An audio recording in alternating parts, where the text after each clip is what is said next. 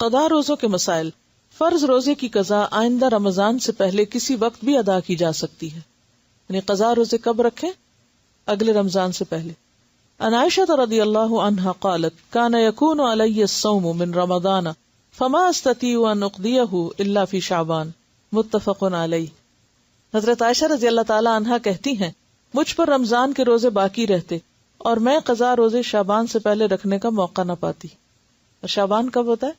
رمضان سے پہلے. اکثر لوگ ایسے ہی کرتے ہیں, اچھا رکھتے ہیں اور پھر اگلا رمضان آ جاتا ہے. اس سے بخاری اور مسلم نے روایت کیا ہے. فرض روزوں کی قضا متفرق طور پر یا لگاتار دونوں طرح جائز ہے. یعنی آپ چھوڑ کے بھی رکھ سکتے ہیں اور ایٹ اسٹریچ بھی رکھ سکتے ہیں, اکٹھے بھی. عن عائشہ رضی اللہ عنہا قالت نزلت فعدۃ من ایام اخر متتابعات فسقطت متتابعات رواہ الدارقطنی صحیح. حضرت عائشہ فرماتی ہیں روزوں کے بارے میں پہلے یہ آیت نازل ہوئی کہ قضا روزے رمضان کے علاوہ دوسرے دنوں میں مسلسل رکھے جائیں, لیکن بعد میں مسلسل روزے رکھنے کا حکم ختم ہو گیا. اسے دارقطنی نے روایت کی. اور اگر یہ حکم باقی رہتا, منسوخ نہ ہوتا, مشکل ہو جاتی. اللہ تعالیٰ کتنی آسانی کرتا ہے ہمارے لیے.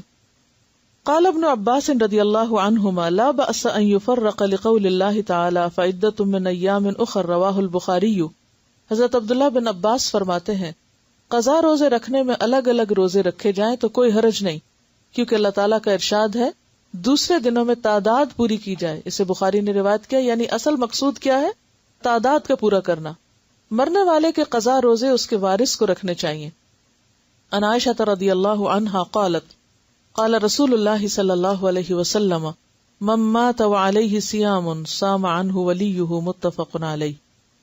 حضرت عائشہ رضی اللہ تعالی عنہا نے کہا رسول اللہ صلی اللہ علیہ وسلم نے فرمایا ہے کہ جو شخص مر جائے اور اس پر فرض روزے رکھنے باقی ہوں تو اس کا وارث اس کی طرف سے قضا روزے رکھے. اسے بخاری اور مسلم نے روایت کیا. لیکن اگر وارث میں بھی ہمت نہ ہو تو پھر فدیہ دے دیا جائے. نفلی روزے کی قضا ادا کرنی واجب نہیں ہے.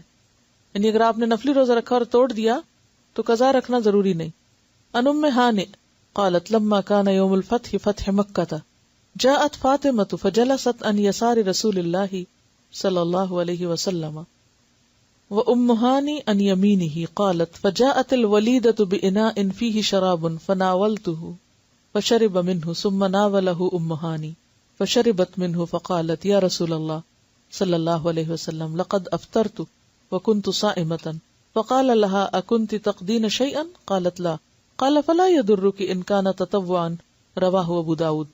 حضرت ام ہانی کہتی ہیں یوم فتح مکہ یعنی فتح مکہ کے روز حضرت فاطمہ رسول اللہ صلی اللہ علیہ وسلم کی بائیں طرف آ کر بیٹھی, آپ کے بائیں طرف آ کر بیٹھی, اور میں یعنی ام ہانی آپ کے دائیں طرف.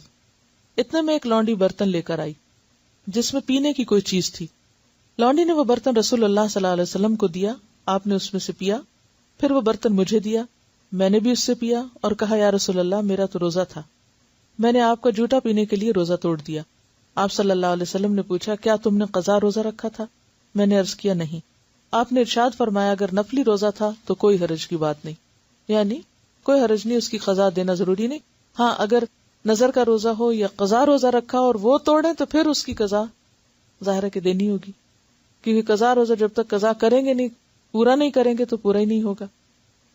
اگر کسی نے بادل کی وجہ سے روزہ قبل از وقت افطار کر لیا لیکن بعد میں یقین ہو گیا کہ سورج غروب نہیں ہوا تھا, اس صورت میں قضا واجب ہوگی. اسی طرح سحری کے وقت کھانا کھا لیا, بعد میں یقین ہو گیا کہ صبح صادق ہو چکی تھی, اس صورت میں بھی قضا واجب ہوگی, کفارہ نہیں.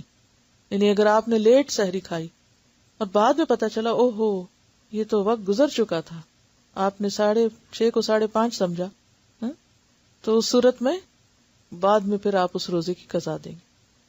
ان اسماء بنت ابی بکر رضی اللہ عنہما قالت افطرنا على عهد رسول اللہ صلی اللہ علیہ وسلم فی یوم غیم ثم طلعت الشمس قلت لہشام امروا بالقضاء قال بد من ذلك رواہ ابن ماجہ.